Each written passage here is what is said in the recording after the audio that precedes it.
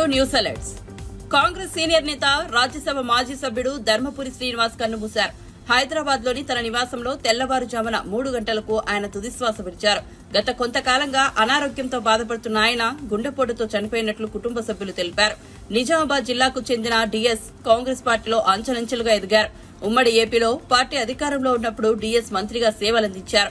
PCC అధ్యక్షుడిగాను ఆయన పనిచేశారు. రాష్ట్ర విభజన తర్వాత 2015లో బీఆర్ఎస్ లో చేరిన డీఎస్ రాజ్యసభ సభ్యుడిగా ఎన్నికయ్యారు. అనంతరం మళ్లీ కాంగ్రెస్ కండువా కప్పుకున్నారు. డీఎస్ కు 2 కుమారులున్నారు. వారిలో చిన్న కుమారుడు ధర్మపురి అరవింద్ ప్రస్తుతం బీజేపీ తరపున నిజామాబాద్ ఎంపీగా ఉన్నారు. పెద్ద కుమారుడు సంజయ్ గతంలో నిజామాబాద్ మేయర్ గా పనిచేశారు. 1948 సెప్టెంబర్ 27న జన్మించిన డీఎస్ నిజాం కళాశాల నుంచి డిగ్రీ పూర్తి చేశారు. 1989లో కాంగ్రెస్ పార్టీ తరపున బరిలో దిగిన ఆయన నిజామాబాద్ అర్బన్ నుంచి తొలిసారి అసెంబ్లీకి ఎన్నికయ్యారు. అనంతరం 1999, 2004లో ఎమ్మెల్యేగా గెలిచారు. 1989 నుంచి 1994 వరకు గ్రామీణ అభివృద్ది ఐఎన్పీఆర్ మంత్రిగా, 2004 నుంచి 2008 వరకు ఉన్నత విద్య, అర్బన్ లా అండ్ సీలింగ్ శాఖల మంత్రిగా బాధ్యతలు నిర్వర్తించారు. 2004 నుంచి 2009 ఎన్నికల సమయంలో పీసీసీ అధ్యక్షునిగాను ఉన్నారు. 2004లో బీఆర్ఎస్ తో కాంగ్రెస్ పొత్తులో క్రియాశీలక పాత్ర పోషించారు. కాంగ్రెస్ పార్టీ అధికారంలోకి రావడంతో వైఎస్ తో కలిసి పనిచేశారు.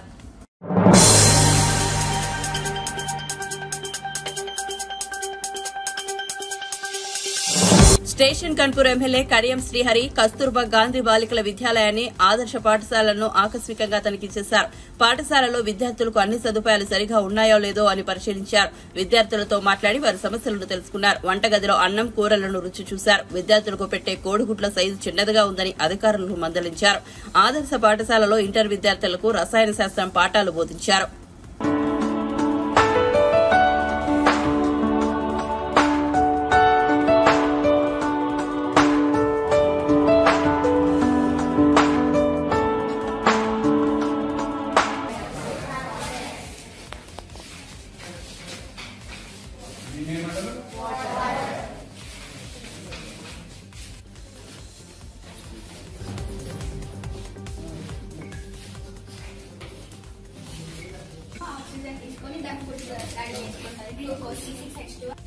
ఈ హైడ్రోజన్ అయాన్కి ఈ పేర్ ఆఫ్ ఎలక్ట్రాన్స్ ట్రాన్స్ఫర్ అయినప్పుడు ఏమైతుంది, అమోనియం అయాన్ ఏర్పడుతుంది.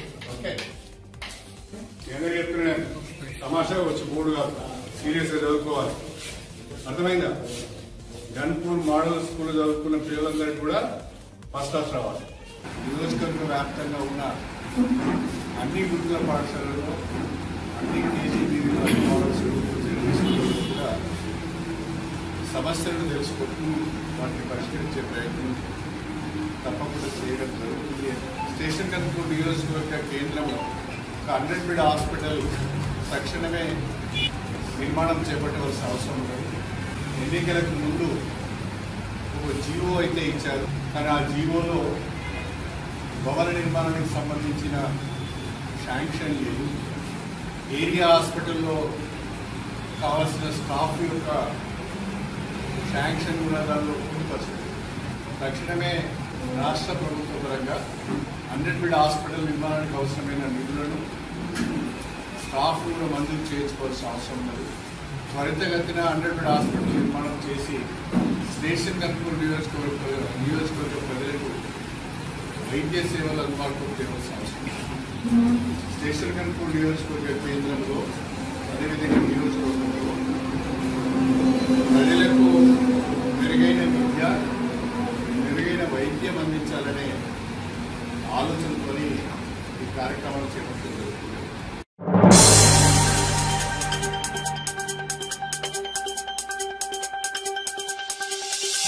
ఆసిరెడ్డి అలీ రాజకీయాలకు స్వస్తి పలికారు. ప్రస్తుతం తాను ఏ పార్టీలో లేనని స్పష్టం చేశారు. ఈ మేరకు ఆయన ఓ వీడియో విడుదల చేశారు. నిర్మాత డి రామానాయుడు కోసం టీడీపీ హయాంలో 1999లో రాజకీయాల్లో అడుగుపెట్టా. ఆ తర్వాత పార్టీ మారా. ఎప్పుడూ ఎవరిని వ్యక్తిగతంగా విమర్శించలేదు. 10 మందికి సాయపడటం కోసమే రాజకీయాల్లోకి వచ్చా. ప్రస్తుతం నేను ఏ పార్టీ మనిషిని కాదు అని అలీ పేర్కొన్నారు. గత కొంతకాలంగా ఆయన వైఎస్ఆర్సీపీకి మద్దతుగా పనిచేసిన విషయం తెలిసిందే. అందరికీ నమస్కారం. అస్సలాము అలైకుం రహమతుల్లాహి బర్కాతు. మిత్రులారా, 1999లో నేను రాజకీయాల్లో అడుగుపెట్టాను. మా పెద్దాయన డాక్టర్ డి రామానాయుడు గారి కోసం. ఎందుకంటే నేను చైల్డ్ ఆర్టిస్ట్ తర్వాత, నేను మళ్ళీ ఒక వయసు వచ్చిన తర్వాత నాకు అద్భుతమైన అవకాశం ఇచ్చి ప్రేమ ఖైదీ అనే సినిమాతోటి మళ్ళీ నా కెరీర్ స్టార్ట్ అయింది చైల్డ్ ఆర్టిస్ట్ తర్వాత. అలాగే వారు బాపట్ల నుంచి ఇలాగ నేను ఎంపీగా నుంచుంటున్నాను రా, నువ్వు రావాలి, నా క్యాన్వాస్ చేయాలి అనగానే తప్పకుండా గురుగారు, ఎందుకంటే మీ సినిమా తర్వాత నేను మళ్ళీ ఒక ఆర్టిస్ట్గా నేను ఎదిగాను, సో డెఫినెట్గా నేను వస్తాను అని చెప్పి వెళ్ళటం జరిగింది. అప్పుడు టీడీపీ హయాంలో దాదాపు ఒకే పార్టీలో 20 సంవత్సరాలు నేను ఉన్నాను. తర్వాత మళ్ళీ ఇటు రావడం జరిగింది. నాకు అన్నం పెట్టింది ఫస్ట్ నా తెలుగు ఇండస్ట్రీ, నా తెలుగు ప్రజలు, ప్రేక్షక దేవుళ్ళు, నా నిర్మాతలు, నా డైరెక్టర్సు, నా హీరోలు. ఈ రోజున ఈ రేంజ్లో నేను ఎదిగాను. 45 సంవత్సరాలు ఇండస్ట్రీలో ఉన్నాను. దాదాపు 1200 సినిమాలు పైచిలుకు యాక్ట్ చేయడం జరిగింది, 6 భాషల్లో యాక్ట్ చేయడం జరిగింది. ఓకే, నేను దయాగుణం ఉంది, భగవంతుడు ఇచ్చాడు కాబట్టి నాకు రాజకీయం తోడైతే కొద్దిగా 10 మందికి నేను సహాయపడగలను అనే ఉద్దేశంతో రాజకీయాల్లోకి వచ్చాను తప్ప రాజకీయాలు చేయాలని రాజకీయాల్లోకి రాలేదు. ఇండస్ట్రీ నాకు ఇంత మంచి లైఫ్ ఇచ్చింది, నేనేం చేస్తే బాగుంటుంది అని నలుగురిని చూసి నేను ఒక ట్రస్ట్ పెట్టుకున్నాను మా నాన్నగారి పేరున. దాదాపు 16 సంవత్సరాలు అవుతుంది నేను ట్రస్ట్ పెట్టుకొని. ఏ రోజు కూడా ఈవెన్ దో కోవిడ్లో కూడా ప్రతి నెల వాళ్ళకి 1000 రూపాయలు నేను సాయం చేసేవాడిని. కోవిడ్లో కూడా ఆపకుండా అలా కంటిన్యూగా సాయం చేస్తూనే ఉన్నాను. చాలామందిని నా కుటుంబంలో అవ్వచ్చు, బయట వాళ్ళు అవ్వచ్చు, చుట్టాల్లో అవ్వచ్చు, చాలామందికి చదివించాను నేను. అండ్ అలాగే మా తల్లిదండ్రులు నాకు ఇచ్చిన ఆ ఒక గుణం అది అందరితో పంచుకోవాలని చెప్పి ఉద్దేశంతో నేను ట్రస్ట్ కూడా పెట్టుకున్నాను. నా ఇన్కంలో దాదాపు 20% నేను ట్రస్ట్కి ఇవ్వటం జరుగుతుంది. గతంలో కూడా చెప్పా, ఫారిన్ కంట్రీస్లో ఏదైనా ఈవెంట్స్ చేస్తే దాంట్లో నుంచి 60% ట్రస్ట్కి వెళ్ళి 40% నేను తీసుకునేవాడిని. సో ఇట్లాగా చాలా సేవలు చేసి ఉన్నాను కాబట్టి ఈ మాట కూడా నేను మీకు చెప్పుకుంటున్నాను. అండ్ అలాగే నేను వ్యక్తిగతంగా ఎవరి మీద ఏ పార్టీలో ఉన్నా కూడా నేను నా పార్టీ గురించి నేను పొగుడుతాను, అక్కడ ఉన్న వ్యక్తి ఎమ్మెల్యే క్యాండిడేట్ గురించి నేను పొగుడుతాను, నా నాయకుడిని నేను పొగుడుతాను తప్ప ఎప్పుడు ఎవరిని కూడా ఒక మాట అంటాం కానీ వాళ్ళ లైఫ్ గురించి కానీ వాళ్ళ పర్సనల్ లైఫ్ గురించి కానీ ఎప్పుడు కూడా ఏ వేదిక మీద కూడా మీరు వెతికినా కూడా దొరకదు. అండ్ అలాగే సో నేను ఈ రోజున మీ ముందుకి రావడానికి కారణం ఏంటంటే నేను ఏ పార్టీ మనిషిని కాదు, ఏ పార్టీ సపోర్టర్ని కాదు, ఐఎమ్ జస్ట్ కామన్ మ్యాన్గానే ఉండి ఇక నా సినిమాలు నా షూటింగ్లు నేను చేసుకుందామని చెప్పేసి అనుకుంటున్నాను. That's it. ఈ మాట చెప్పడానికే నేను మీ ముందుకు వచ్చాను. సో నేను ప్రతి 5 సంవత్సరాలకు ఒకసారి ఎలక్షన్లో మీరు వెళ్ళి ఎలా ఓటేస్తారో నేను కూడా ఒక కామన్ మ్యాన్గా వెళ్ళి ఓటేసేస్తాను. సో రాజకీయాలకి స్వస్తి, గుడ్ బై, థ్యాంక్ యూ.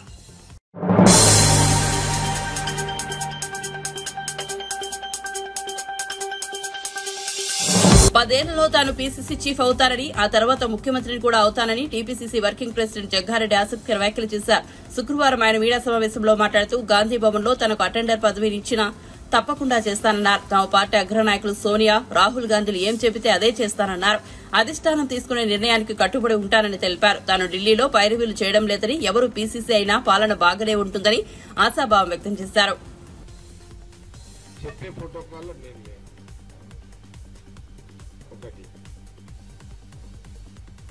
ఎవరైనా బాగానే ఉంటుంది, ఎవరైనా ఆ కుర్చీ నడిపిస్తుంది, పీసీసీ కుర్చీ ఆటోమేటిక్ నడిపిస్తుంది, అదేమి ఇబ్బంది.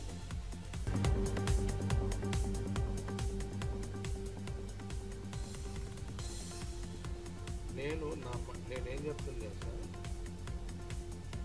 గాంధీ భవన్లో అటెండర్ పోస్ట్ ఇచ్చినా చేస్తాను, అది అర్థమైందా? ఇది సీరియస్, నేనేమి జోక్ చేస్తున్నాను. సోనియా గాంధీ, రాహుల్ గాంధీ గారు, జగ్గారెడ్డి ఒక 2 ఏళ్ళు గాంధీ భవన్ అటెండర్గా డ్యూటీ చేయాలంటే కూడా చేస్తాను.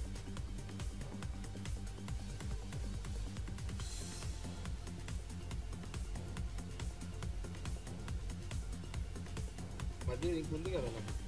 నా వయసు 58, 10 ఏళ్ళు అన్నా కూడా ఇంకొక 68 దాకా 10 ఏళ్ళకి టార్గెట్. ఈ 10 ఏళ్లలో నేను ఖచ్చితంగా PCC ఎప్పుడోసారి అవుతా, ఒకసారి ముఖ్యమంత్రి కూడా అవుతా. ఏది 10 ఏళ్ళలో ఈరోజు ఏది ఇదే సంవత్సరం 24, అంటే నా వయసు 58. మొన్న దసరా, అక్టోబర్ దసరా, మొన్న 23 దసరా రోజు మా సంగారెడ్డి దసరా రోజు గంజి మైదానంలో చెప్పిన రానున్న 10 ఏళ్ళ లోపు కాంగ్రెస్ పార్టీలో PCC కావాలి, పార్టీకి మంచి సర్వీస్ ఇవ్వాలి, ఆ 10 ఏళ్ళ లోపు ముఖ్యమంత్రి కూడా కావాలి, మంచి ప్రజలకు మంచి పరిపాలన ఇవ్వాలి సోనియా గాంధీ, రాహుల్ గాంధీ నాయకత్వంలో అన్నదే నా యొక్క ఏమంటుందని నా ఆలోచన. నాకు నో ప్రాబ్లం. ఈ లోపల రేవంత్ రెడ్డి గారు ఇంకా మళ్ళీ నెక్స్ట్ 5 ఏళ్ళు ఉండాలని ఆయన ట్రై చేస్తారు. ఇంకా మీతో కూడా ఉన్నారు ఇక్కడ. వాళ్ళ పేరు నేను ఇప్పుడు ఎందుకు, ఆల్రెడీ ఒక ముఖ్యమంత్రి ఉన్నాయి, ఇంకో పేరు నేను చెప్పొద్దు. నేను చెప్పింది ఎప్పుడు అప్పటి వరకు ఇంకా మీతో కూడా ఎవరైనా కావాలని కూడా అయిపోతారు. అందరు అయిపోయినాకనే నా కోరిక. నేను ఎవరికి కాంపిటీషన్ కాదు.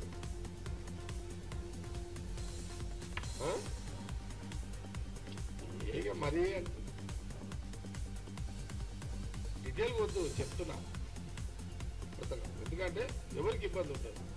మా కాంగ్రెస్ పార్టీలో PCCలు కావాలనుకున్న వాళ్ళు ఎవరైనా అవుతారు. ఇప్పుడు చూడు, మీరు టీవీలు చూస్తున్నాం, మీరు అట్లా మహేష్ గౌడ్ది నడుస్తున్నది, మదియాస్ గౌడ్ది నడుస్తున్నది, బలరాం నాయక్ పేరు వస్తుంది అనుకున్నారా? బలరాం నాయక్ నడుస్తున్నది. సురేష్ శెట్టి గారి పేరు వస్తారు అనుకున్నారా? సురేష్ శెట్టి గారిది నడుస్తున్నది.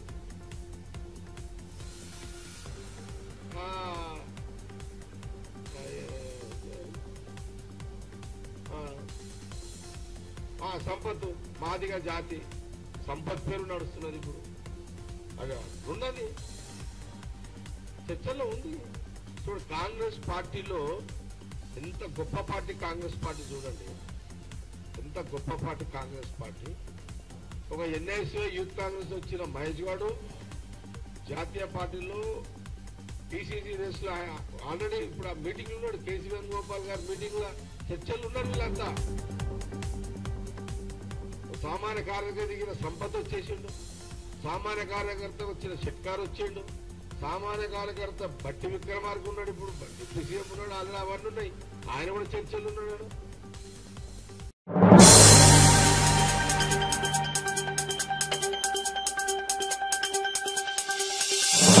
పార్టీని విడి దొంగలతో కలిసే వారి గురించి బాధలేదని, తెలంగాణ సాధించిన మనకు ఇలాంటి ఒడిదుడుకులు ఓ లెక్కన అని బీఆర్ఎస్ అధినేత కేసీఆర్ అన్నారు. శుక్రవారం ఆయన ఉమ్మడి కరీంనగర్ జిల్లా నేతలతో సమావేశమయ్యారు. ఈ సందర్భంగా జగిత్యాల ఎమ్మెల్యే సంజయ్ కుమార్ పార్టీ మారడంపై కేసీఆర్ ఆగ్రహం వ్యక్తం చేశారు. రాజకీయ భవిష్యత్తు ఇచ్చిన బీఆర్ఎస్ పార్టీని ఆయన వదిలి వెళ్లిపోయారన్నారు. 2001లో పార్టీ పెట్టినప్పుడు ఆయన లేరని వ్యాఖ్యానించారు. మధ్యలో వచ్చిన వారు మధ్యలోనే వెళ్లిపోతారని విమర్శించారు. అలాంటి వారితో పార్టీకి ఎలాంటి నష్టం లేదన్నారు. ఎవరూ అధైర్యపడవద్దని సూచించారు. కార్యకర్తల నుంచే మంచి నాయకుడిని తయారు చేస్తారన్నారు.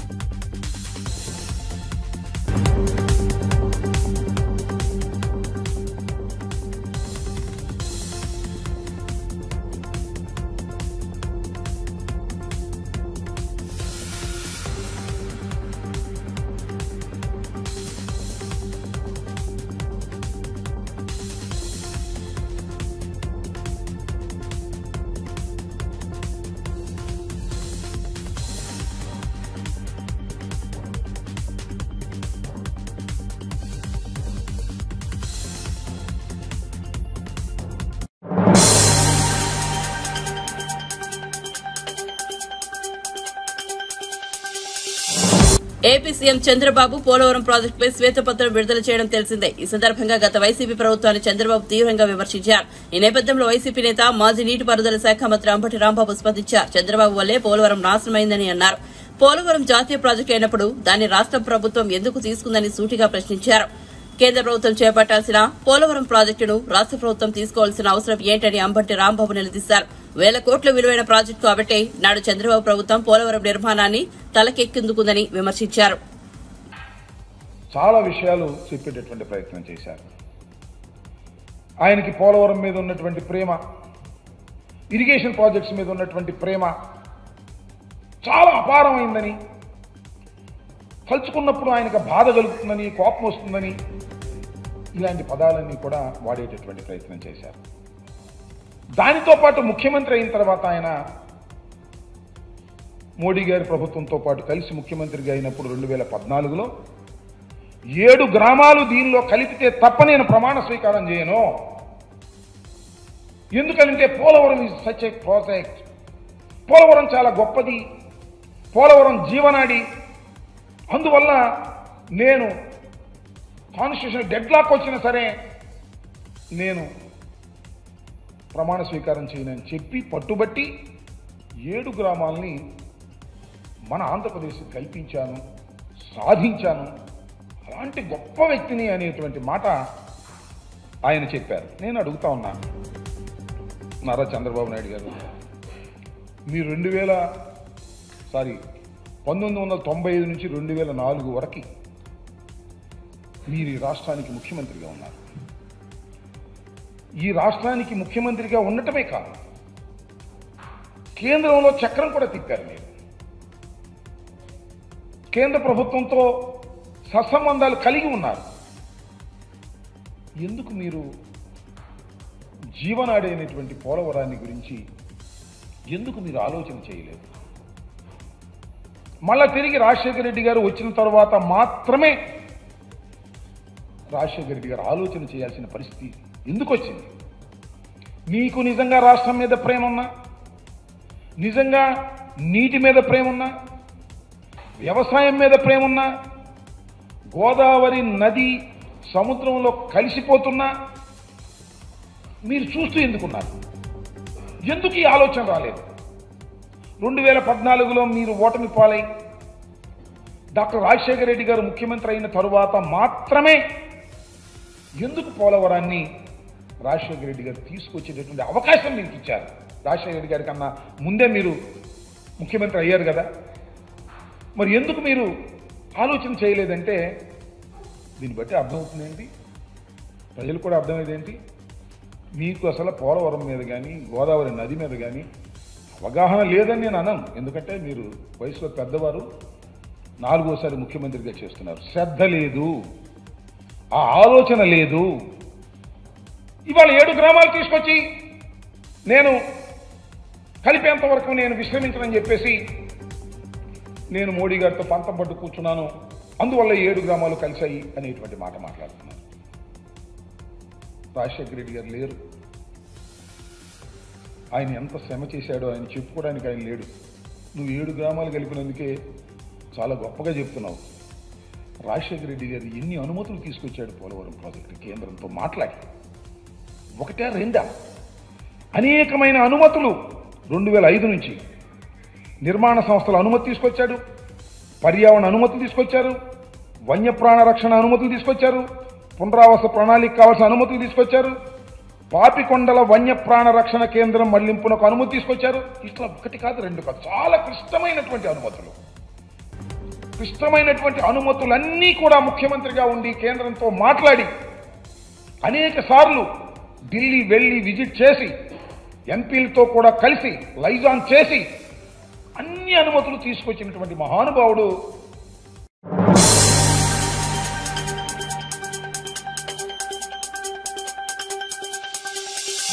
కృష్ణపట్నం నుంచి కంటైనర్ పోర్టును తరలిపోనివ్వమని టీడీపీ ఎమ్మెల్యే సోమిరెడ్డి చంద్రమోహన్ రెడ్డి అన్నారు. కంటైనర్ పోర్టు తరలింపుతో 10,000 మంది ఉపాధి కోల్పోతారన్నారు. ఎన్డీఏ కూటమి ఎంపీలతో కేంద్ర ప్రభుత్వానికి విజ్ఞప్తి చేస్తామని, రైతులు ఉద్యోగుల కోసం అవసరమైతే అదానీ కాళ్లు కూడా పట్టుకుంటామని వ్యాఖ్యానించారు. తరలిపోయిన కంటైనర్ పోర్టు ప్రాంతాన్ని ఎమ్మెల్యే సోమిరెడ్డి ఆధ్వర్యంలో అఖిలపక్షం నేతలు శుక్రవారం పరిశీలించారు. కంటైనర్ పోర్టును పునరుద్దరించాలని కోరుతూ పోర్టు సీఈఓకు నేతలు వినతిపత్రం అందజేశారు. ఈరోజు కృష్ణపట్నం కంటైనర్ పోర్ట్ తిరిగి పునరుద్ధరించాలా. 2024 జనవరి 31వ తేదీ మూతేశారు.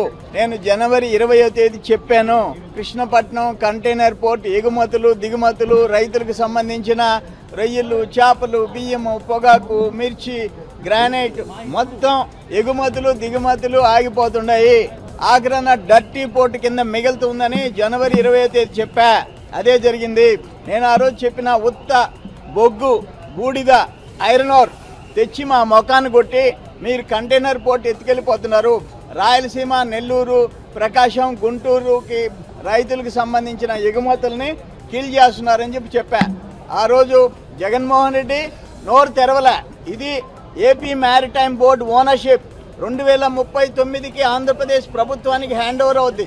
అటువంటిది ఆ రోజు 2019కి తెలుగుదేశం టైంలో సివి రావు గారు ఓనర్షిప్ ఉన్నప్పుడు 1 సంవత్సరానికి 9,50,000 నుంచి 10 లక్షల కంటైనర్లు ఎగుమతులు దిగుమతులు జరిగినాయి.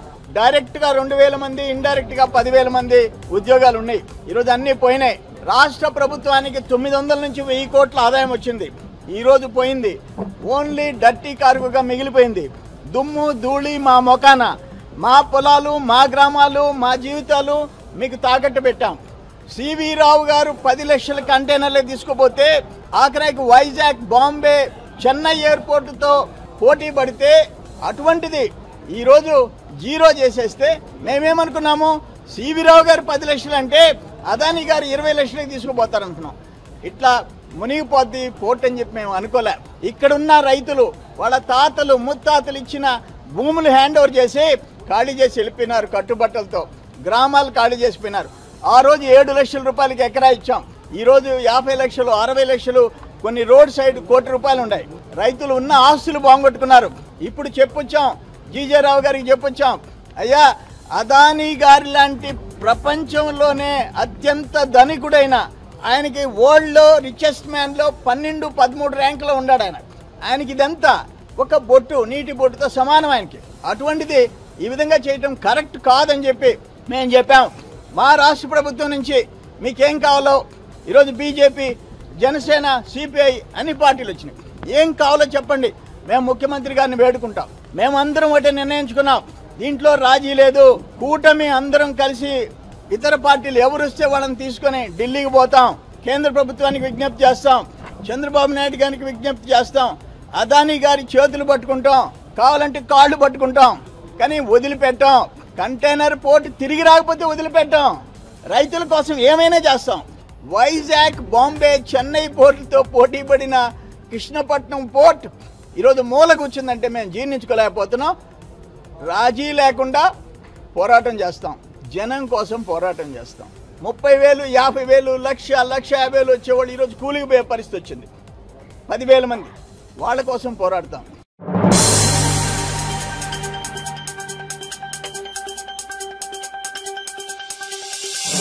ఆంధ్రప్రదేశ్ ఉప ముఖ్యమంత్రి జనసేన అధినేత పవన్ కళ్యాణ్ శనివారం ఉదయం 11 గంటలకు జగిత్యాల జిల్లా కొండగట్టు ఆంజనేయ స్వామిని దర్శించుకోనున్నారు. ఈ మేరకు జిల్లా ఎస్పీ అశోక్ కుమార్ శుక్రవారం బందోబస్తు ఏర్పాట్లను పర్యవేక్షించారు. ఆలయ పరిసరాలను పరిశీలించి అధికారులకు సూచనలు చేశారు. పవన్ కళ్యాణ్ ప్రత్యేక భద్రత ఎస్పీ అర్జున్ శుక్రవారం మధ్యాహ్నం కొండగట్టులో స్వామివారిని దర్శించుకుని పర్యటన ఏర్పాట్లపై అధికారులతో చర్చించారు.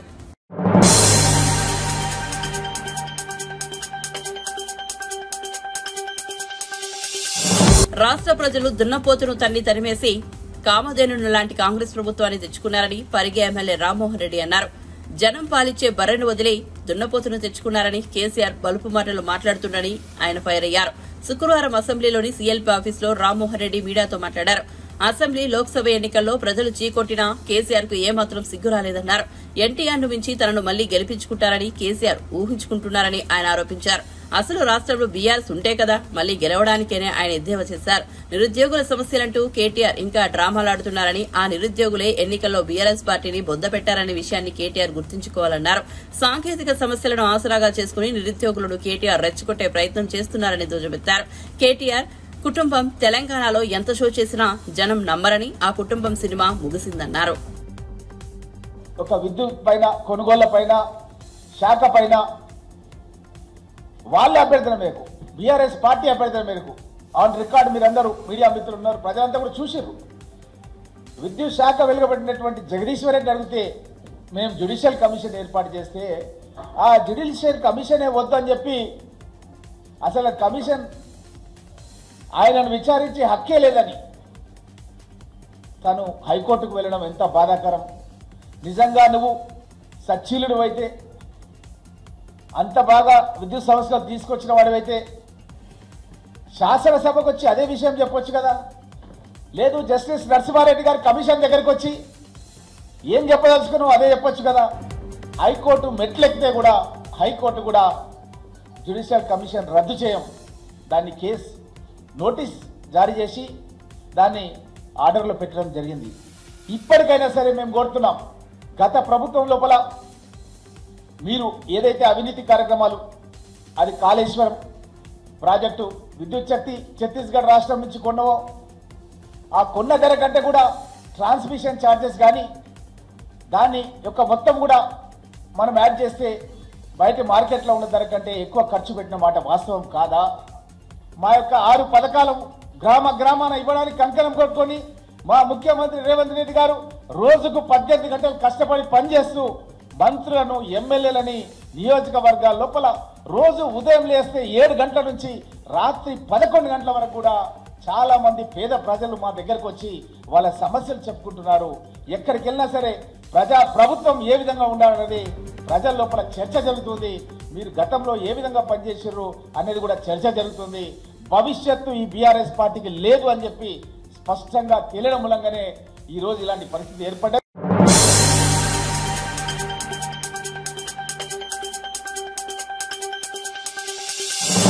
బంగాళాఖాతంలో ఉత్తర ఒడిశా తీరానికి సమీపంలో అల్పపీడనం ఏర్పడింది. దీని ప్రభావంతో తెలంగాణలో పలు ప్రాంతాల్లో ఓ మోస్తరు వర్షాలు పడే అవకాశం ఉంది.